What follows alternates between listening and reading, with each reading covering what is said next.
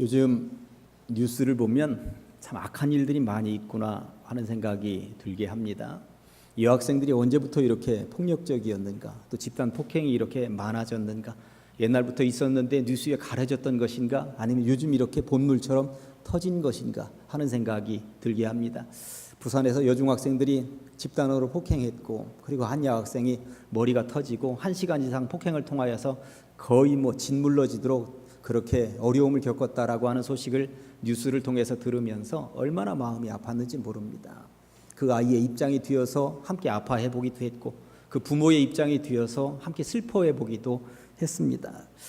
집단 폭행이 얼마나 무섭게 잔인하게 전개가 되었는가. 한 사람을 앞에다 두고 무자비하게 거의 죽기 직전까지 때린다라고 하는 것, 사람의 탈을 쓰고 어떻게 이럴 수가 있단 말인가 하는 생각이 들었습니다.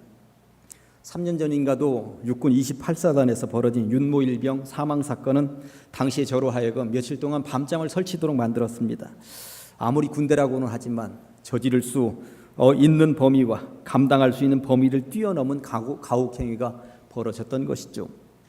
윤일병은 거의 매일 맞았다고 하고요. 한 번에 90대 이상을 맞은 적도 있다고 그럽니다. 기진맥진 너무 맞아서 쓰러지니까 그 링겔 주사를 맞춰놓고 기력을 회복시킨 이후에 다시 또 때렸다고 하는 뉴스를 보면서 사람이 이게 어떻게 이럴 수가 있단 말인가 하는 생각이 들었습니다. 성고문이 자행되고 물고문이 자행되고 비인격적인 가해의 수준은 악마의 수준을 뛰어넘는 것들이었습니다. 차마 입으로 말을 할 수 없는 지경들이 대명천지 21세기 군대에서 벌어졌던 것이죠. 1970, 80년대 군대도 그렇게 하지는 않았는데 하는 생각을 그 당시에 했었던 기억입니다. 이러저러한 것들 뉴스를 볼 때마다 화가 치밀어 오르기도 하고, 다른 한편은 그 어린아이 여학생 그리고 윤일병의 마음이 되어서 함께 아파해 보기도 했습니다. 얼마나 아팠을까? 얼마나 힘들었을까? 그리고 얼마나 무서웠을까? 자기 편이 되어주는 사람이 단 한 명도 없다는 생각 때문에 얼마나 절망했을까? 결국 피투성이가 되어서 부모의 품으로 돌아오거나 싼쓸한 시신이 되어서 부모의 품으로 돌아오는 상황까지 치달리게 되었으니 가해자는 도대체 어떤 성격을 가지고 있는 사람이냐? 가해자는 도대체 어떤 마음을 가지고 사는 사람이란 말인가? 사람의 얼굴을 하고는 도대체 그런 일들을 벌일 수가 없을 텐데, 도대체 그 속에 어떤 짐승이 들어있기에, 도대체 그 속에 어떤 사탄이 들어있기에 저런 일들을 저지른단 말인가 하는 생각을 해 보았습니다. 해도 너무했구나. 사람 인자 5개를 이렇게 써놓고 사람이면 다 사람이냐, 사람이 사람다워야 사람이지, 이렇게 말을 해보기도 합니다. 가해자들을 떠올리면서 얼마나 미웠는지 모릅니다. 바로 앞에 있으면 내가 주먹이라도 날려서 한번 호되게 혼쭐을 내고 싶다는 생각도 들고, 온갖 욕을 다 퍼부으면서 정말 화풀이를 하고 싶다는 생각도 들 정도였습니다. 어떻게 그럴 수가 있단 말인가. 그러면서 성경에서는 이런 가해자들에 대해서 어떻게 하라고 말을 하고 있는가, 이런 상황을 어떻게 이겨내는 것이 가장 지혜로운 것인가, 그런 생각들을 해보면서 성경을 읽는데, 성경은 사람이면 다 사람이라고 말씀을 하고 있더라고요. 쉽게 받아들여지지 않는데, 사람이 어떻게 사람의 얼굴을 하고 있다고 다 사람이란 말이냐고 세상에서 아무리 얘기한다 하더라도, 성경은 사람 같지 않은 사람도 사람이라고, 사람 같지 않은 사람도 하나님의 형상이라고 이렇게 말씀하고 있더라라고 하는 것입니다. 오해하지 말고 들으세요. 그런 사람들은 벌을 받아야 하며 정당한 절차에 따라 옥살이를 하는 것이 당연한 일이긴 하겠습니다만, 결국은 불쌍히 여김을 받아야 하는 사람이더라 이 말입니다. 언젠가는 출소할 것이 아닙니까? 출소해서 다시 또 가족에게 돌아오고, 그리고 세상에서 친구들과 만나고 사람들 속에서 살아가게 될진데, 저들을 어떻게 대우하느냐에 따라서 다시 또 출소한 이후에 똑같은 일을 할 수도 있고요, 개과천선해서 사람이 되어서 나올 수도 있더라라고 하는 것이죠. 예수님께서는 당신을 십자가에 못 박고 창으로 찌르는 그러한 무리들을 향하여서 저들의 죄를 사하시옵소서, 저들은 자기들이 하는 짓이 무슨 짓인지 알지 못하고 저러나이다, 그런 말씀을 하셨습니다. 사실 그들이 구세주를 죽이는 줄 알고 있었더라면 그 짓을 했을까요? 전혀 알지 못하니까, 무슨 짓을 하는지 알지 못하니까 그런 짓거리를 했다고 하는 것이죠. 예수님의 뒤를 이어받아 그 정신을 이어받은 스데반 집사님은 최초의 순교자가 되어서 돌멩이가 날아오는데 그들을 향하여서 그들을 위해 주님께 기도하는데 이 죄를 저들에게 돌리지 마옵소서. 예수님과 똑같이 저들이 지금 무슨 짓을 하고 있는지 알지 못하나이다. 요즘 무서운 일을 벌이고 전개하는 그들을 보면서 저들이 무슨 짓을 하고 있는지 지금 알지 못하니까 저런 짓들을 하고 있구나 하는 생각이 들었습니다. 그렇다면 성경에서는 뭐라고 말씀하고 있는가? 17절에 보니까 아무에게도 악을 악으로 갚지 말라고 모든 사람 앞에서 선한 일을 도모하라고. 19절에서 너희가 친히 원수를 갚지 말고 하나님의 진노하심에 맡기라고. 20절에서 원수가 줄이거든 먹이고 목마르거든 마시게 하라고. 그리고 21절에서 악에게 짓지 말고 선으로 악을 이기라고 말씀하고 있다는 것입니다. 그러면서 이 말씀들을 묵상을 해보았습니다. 선으로 악을 이기는 방법들은 뭐가 있을까? 오늘 본문에 보니까 세 가지를 말씀하고 있더라고요. 첫째는 선으로 악을 이기는 방법, 첫째는 축복하는 것입니다. 축복이라고 하는 말이 그런 가해자들에게 나오겠습니까? 어떻게 복을 빌어주겠습니까? 말도 안 됩니다. 화가 치밀어 오르는데 당장이라도 나도 한 대 날리고 싶은데 어떻게 축복이 나오겠습니까? 그런데 축복이라는 말이 복을 빌어준다는 말이겠습니다만 쉽게 말하면 기도해준다는 말입니다. 기도는 해줄 수 있잖아요. 기도는 14절에 보니까 너희를 박해하는 자를 축복하라. 축복하고 저주하지는 말라. 저주는 욕이고 축복은 기도입니다. 세상 사람들이 한결같이 손가락질하고 못된 놈이라고 폐륜하라고 욕을 할 때 우리들도 욕을 할 수는 있습니다만 그런데 마무리는 기도여야 됩니다. 불쌍히 여기는 마음. 어떻게 하다 저 지경까지 갔단 말인가. 저 인생 저 지경으로 끝나면 안 되는데. 그것이 바로 예수님께서 품으셨던 마음이고 성경에서 말씀하고 있는 마음이 아닐까. 사실 사람이 미우면 그 사람의 이름을 불러가면서 기도하는 거 쉽지 않습니다. 시어머니가 미우면 시어머니 이름 불러가면서 기도하는 거 쉽지 않죠. 담임 목사가 미우면 담임 목사 기도도 어느새 기도 제목에서 슬그머니 사라지고 없습니다. 그러니까 미운 사람의 이름을 불러가면서 기도하는 거 쉽지 않습니다. 그런데 성경은 죄송합니다만 잔인합니다. 박해하는 자를 축복하라는 거예요. 그런 가해자들을 위해서도 기도하라는 것입니다. 온갖 욕을 퍼붓고 싶은데 그 욕을 퍼붓는 그 입을 멈추라는 것입니다. 저주하지 말고 오히려 축복하며 기도하라고 권면하고 있는 것이죠. 리키 잭슨은 에디 버넌이라는 소년의 거짓 증언으로 인해서 39년이라는 긴 세월을 감옥에서 보내야만 했습니다. 얼마나 억울했을까요? 39일이 아니었습니다. 39년이었습니다. 저 같으면 미쳐서 돌아버렸을지도 모를 긴 시간이었습니다. 그리고 어떻게든 내 앞에 한 번만 나타나라. 너 죽는다. 그렇게 이를 부득부득 깔면서 살았을 세월이었습니다. 물론 옥에서 풀려났으니까 용서했을지도 모르겠습니다만 억울한 옥살이를 했던 리키 잭슨은 거짓 증언을 했던, 그래서 자기를 39년이나 옥살이하게 만들었었던 에디 버넌을 용서해 주었습니다. 그리고 오히려 품에 안으며 축복해 주었습니다. 살면서 왼수 같은 사람이 혹여라도 있으십니까? 예수님은 당신을 십자가에 못 박는 사람들을 향하여서도 저들을 용서하시옵소서. 자기들이 하는 짓이 무슨 짓인지 알지 못합니다. 도대체 무슨 짓인지를 알지 못하고 행하는 이들 어떻게 하겠습니까? 그를 위해 기도하는 것, 용서하는 것, 오히려 축복하는 것, 이게 주님의 방법이라고 성경은 말씀하고 있습니다. 선으로 악을 이기는 방법 두 번째는 함께입니다. 함께. 오늘 본문 15절 말씀은 이렇습니다. 즐거워하는 자들과 함께 즐거워하고 우는 자들과 함께 울라고 말씀하고 있습니다. 여러분들 즐거워하는 자들과 함께 즐거워하는 것이 1번, 우는 자들과 함께 우는 것이 2번이라면 어느 게 더 어려울까요? 우는 자들 옆에서 울어주는 것은 사실 쉬울 수 있습니다. 그런데 누군가가 잘 되었다라고 하는 거, 기뻐하는 그 옆에서 함께 똑같은 분량으로 기뻐하고 즐거워하는 건 사실 만만치 않습니다. 왜 그러냐면 사촌이 땅을 사면 배 아픈 거거든요. 지금으로부터 1800년 전에 살았던 위대한 신앙인 크리소스톰은 이 말씀을 해석하며 이런 말을 했습니다. 우는 자와 함께 울어주는 것은 웃는 자와 함께 웃어주는 것보다 훨씬 쉽습니다. 우리가 웃는 자와 함께 웃기 위해서는 훨씬 더 고상한 인격을 필요로 합니다. 사실 그런 것 같습니다. 남이 잘 되는 것 보면서 똑같은 분량으로 함께 기뻐하는 거, 이게 만만한 영역이 아니라고 하는 것이죠. 인류 최초의 비극은 형제가 예배드리는 자리에서 벌어졌습니다. 형제가 함께 하나님 앞에 예배를 드렸어요. 가인과 아벨이 예배를 드렸는데 잘 아시는 것처럼 가인의 제사는 받지 않으셨고 아벨의 제사는 받으셨습니다. 가인이 불끈 질투가 났습니다. 왜? 내 예배는 받지 않으시고 저 동생 아벨 것만 받으실단 말인가? 그 질투가 어떻게 전개되었습니까? 살인으로 전개가 되었다고 하는 것입니다. 사실 모르는 사이가 아니었습니다. 피를 나눈 형제였습니다. 오늘날처럼 사람이 발에 차이는 시대도 아니었습니다. 그 당시 지구 땅덩어리의 인구수는 4명이었습니다. 아담과 하와, 가인과 아벨, 인구 4명 중에 한 사람이 얼마나 소중하고 소중한 시대에 그 한 사람 4분의 1을 죽인단 말입니까? 어디서부터 발생한 것입니까? 질투였습니다. 질투.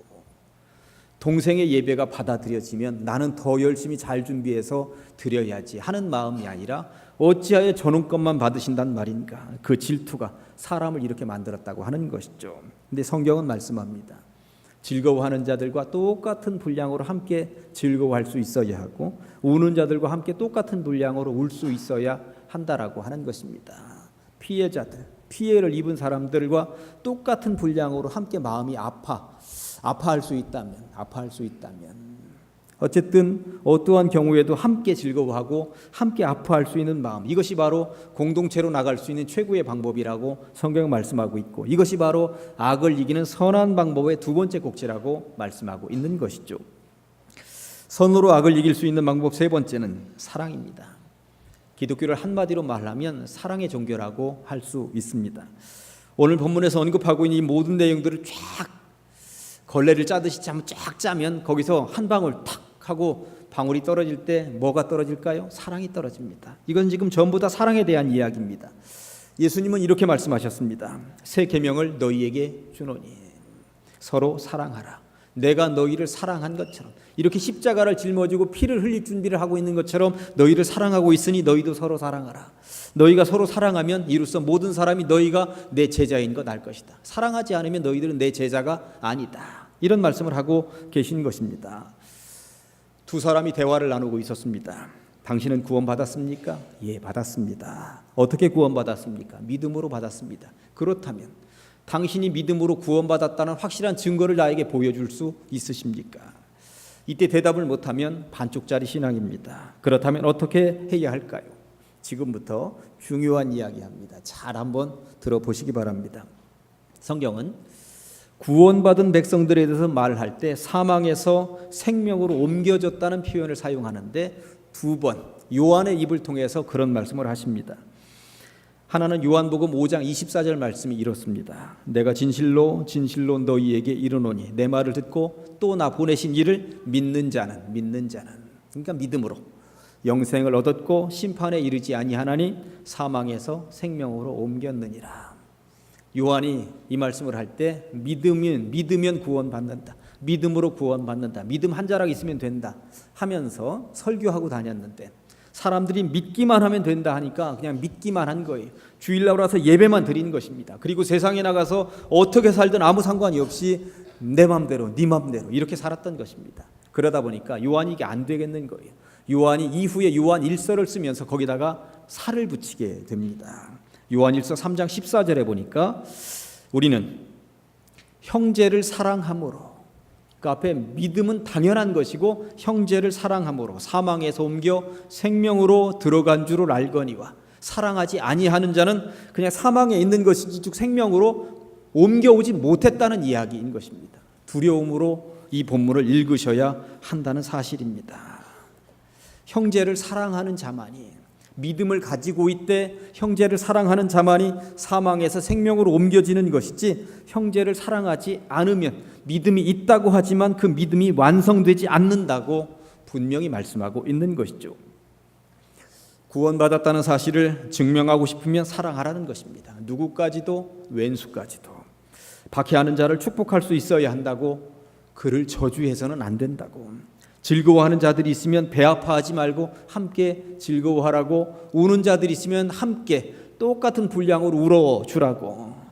악을 악으로 갚을 생각은 추호도 하지 말라고. 원수 갚는 일은 하나님께 있으니 원수가 줄이거든 먹이고 목마르거든 마시게 하라고 분명히 말씀하고 있는 것이죠. 쉬운 일은 아닙니다. 그러나 그럼에도 불구하고 해야 한다는 것입니다. 왜? 사망에서 생명으로 옮겨가는 디딤돌이 사랑에 있기 때문에. 사랑해야만, 원수까지도 사랑해야만 그 디딤돌을 딛고 생명으로 옮겨갈 수가 있기 때문에 그렇다고 성경은 말씀하고 있는 것입니다. 믿음은 그럼 무엇이냐? 믿음으로 구원받는다는 것은 무엇이냐?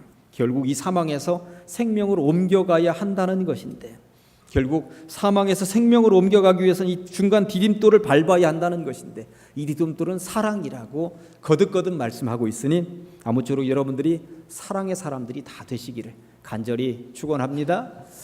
아까 들려드렸던 두 사람의 대화를 한 번 더 이어보겠습니다. 당신은 구원받았습니까? 예, 구원받았습니다. 어떻게 구원받았습니까? 믿음으로 구원받았습니다. 당신이 믿음으로 구원받았다는 확실한 증거를 저에게 한번 보여주시죠. 저는 이웃을 사랑합니다. 형제를 사랑합니다. 저의 사랑을 한번 보실까요? 보여줄 수 있어야 한다는 것이죠. 세례 요한이 감옥에 갇혀 있을 때 예수님께 제자들을 보냈습니다. 내가 옥에 갇혀 있어서 예수님의 활동에 대해서 아직 긴가민가 잘 모르고 있는데 가서 물어라. 우리가 수백 년 수천 년 동안 그렇게도 기다리던 그리스도 구세주가 맞는지 확실하게 도장을 받아가지고 와라. 제자들이 갔습니다. 그리고 예수님께 묻습니다. 우리의 스승이신 세례 요한이 이건 물어가지고 확답을 얻어가지고 오라고 하더이다. 당신 구세주 맞습니까? 우리가 수백 년 수천 년 기다렸던 그 그리스도 맞습니까? 대답해 주시죠. 예수님이 그래 내가 맞다 그리스도다 대답해 주시고 그 대답을 가지고 세례 요한에게 가서 전달하면 되는 거였습니다. 그러나 예수님은 그렇게 대답하지 않으셨습니다. 너희가 지금 이 자리에 와서 듣고 본 것 그거 그대로 전해라. 뭘 듣고 뭘 봤는가? 시각장애인이 보고 못 걷는 사람이 걷고 나병 환자가 깨끗함을 받고 못 듣는 자가 듣고 죽은 자가 살아나고 가난한 자에게 복음이 전파되는 거 이거 보았지? 그리고 내 설교 들었지? 그 내용 갖다 그대로 전해라. 그러면 세례 요한은 알아차릴 것이다. 이거구나. 백날 말해도 실천으로 보여주는 것 없다면 무슨 소용이 있단 말인가? 예수님은 실천으로 보여주시고 그 실천을 통해서 세례 요한이 내가 그렇게도 기다리던 구세주라고 하는 것을 알도록 해라. 당신의 삶을 보여주셨다고 하는 것입니다. 사랑을 보여줄 때, 사랑을 드러낼 때, 삶으로 옮길 때 이것이 바로 주님의 제자라고 하는 것 확실한 증명이라는 것이죠. 예수님은 분명하게 강조하며 말씀하셨습니다. 마태복음 5장 16절에서 이같이 너희 빛이 사람 앞에 비치게 하여 그들로 너희 착한 행실을 보고 하늘에 계신 너희 아버지께 영광을 돌리게 하라. 너희 착한 행실을 보고. 예수님의 이런 정신을 이어받은 요한도 거듭거듭 사랑 행함에 대해서 강조합니다. 요한일서 3장 18절 자녀들아 우리가 말과 혀로만 사랑하지 말고 행함과 진실함으로 말만 가지고 혀만 가지고 소용없다. 행함하고 진실함이 없는 사랑은 다 가짜다. 요한일서 4장 20절에 누구든지 하나님을 사랑하노라 하고 형제를 미워하면 이는 거짓말하는 자니 보는 바 그 형제를 사랑하지 아니하는 자는 보지 못하는 바 하나님을 사랑할 수 없느니라. 눈에 보이는 형제도 못 사랑하면서 눈에 보이지 않는 하나님을 사랑한다는 것은 가짜라고 하는 것입니다. 이를 통해서 볼 때에 사랑은 추상적인 말이거나 결코 입을 통해 노래로만 불려지고 말기에는 너무나도 거룩한 실천을 요구하는 단어라는 사실입니다. 말과 혀로만 행함과 진실을 말하지 말고 실제적으로 행하고 진실함을 보여주라는 것이죠. 하나님을 사랑한다 하면서 믿고 따르는 무리들에게 형제를 사랑하지 않으면서 말로만 사랑 노래하지 말라는 것입니다. 정말 가슴을 찌르는 말이고 무서운 말씀입니다. 부디 비옵기는 사랑의 영역에 삶과 실천으로 보여주는 성도님들 다 되시기를 간절히 축원합니다. 말씀을 마칩니다. 악한 세상입니다. 뉴스를 보기가 참 겁나는 세상에서 살고 있습니다. 혹여 내 자녀가 그런 꼴을 당했더라면 어찌 되었을까? 저는 정말 아이를 학교 보내면서 두렵기도 합니다.